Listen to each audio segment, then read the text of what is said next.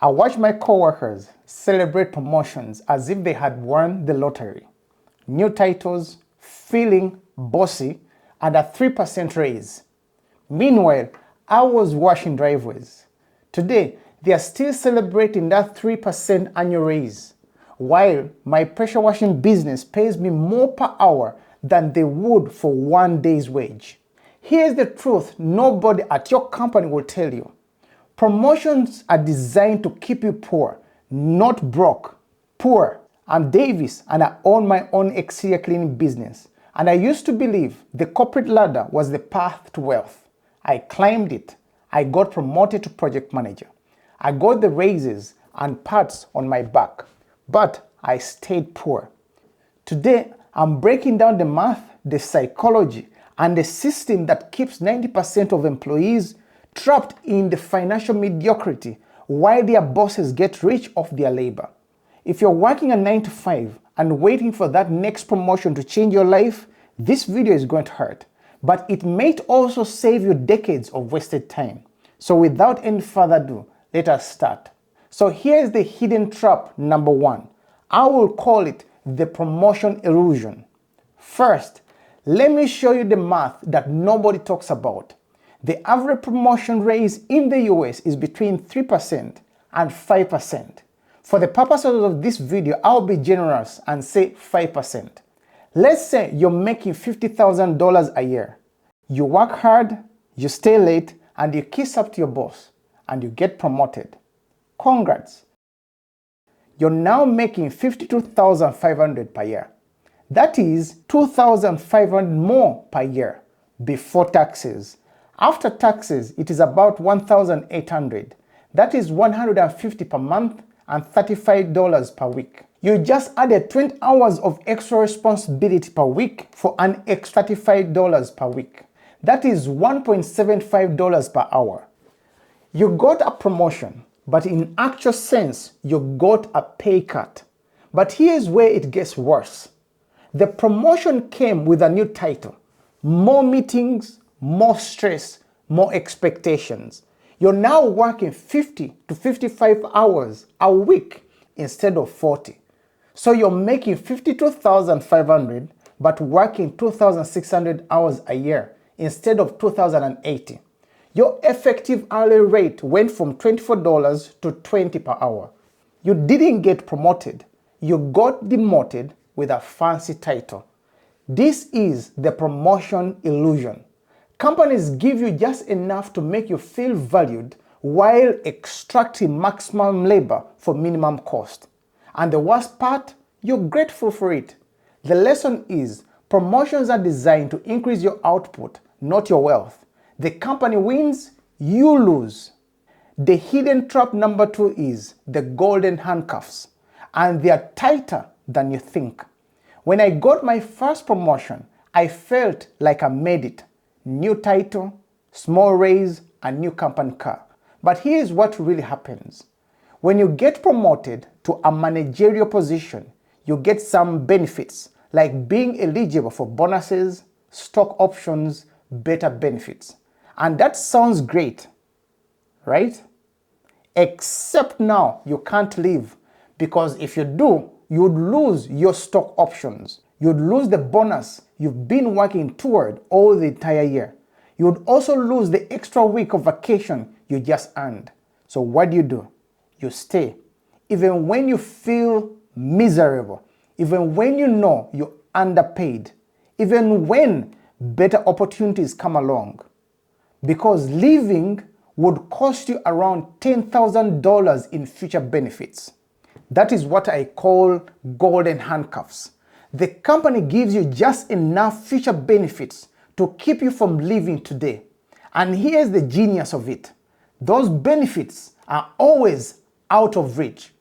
Your stock options become yours in 3 years.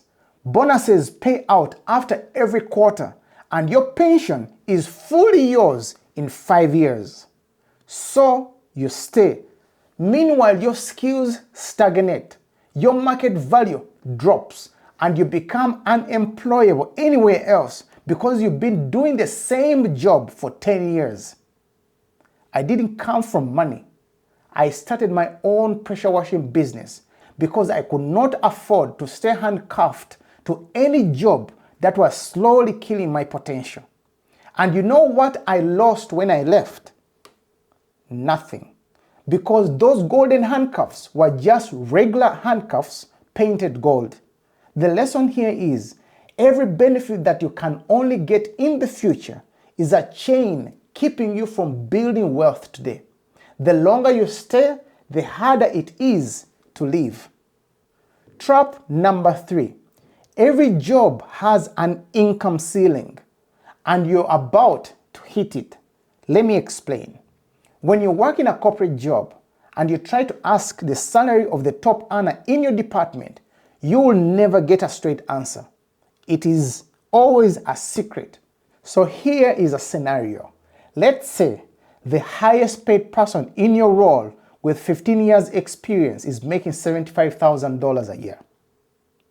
And let's say you're making $45,000. So if you stayed 15 years working hard, getting every promotion, you would max out at $75 a year. That would be your ceiling. Meanwhile, your boss is making 6 figures and the CEO of the company is making millions. Here's what I realized. There are only so many positions at the top, and most of them are already filled. In a company of 500 employees, there may be 5 executive positions. That is a 1% chance of reaching the top. And even if you do, it takes 20 to 30 years. But here's the real slap in the face. Even if you make it to the top of your department, you're still capped. You're still trading time for money. You're still at the mercy of someone else's decisions. When I started my own pressure washing business, I removed that ceiling entirely. There's no ceiling when you own your own business. The only limit is how hard you're willing to work and how smart you're willing to be. The lesson is every employee has an income ceiling. Business owners don't.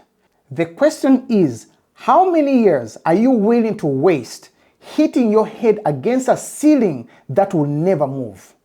Trap number 4 is one that cost me the most money: the loyalty tax. Companies love loyal employees.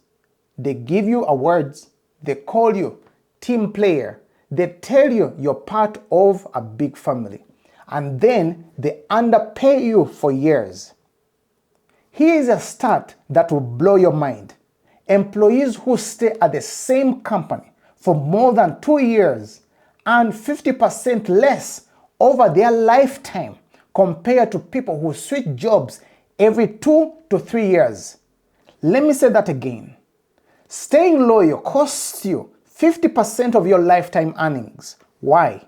Because companies give loyal employees 3% annual raises. But when they hire someone new for the same role, they pay market value, which is usually 20 to 30% higher. So the person who just got hired to do the job that you do is making more than you. Why? Because you were loyal. In the corporate world, loyalty is one-way street. The company expects you to be loyal, but they are not loyal to you.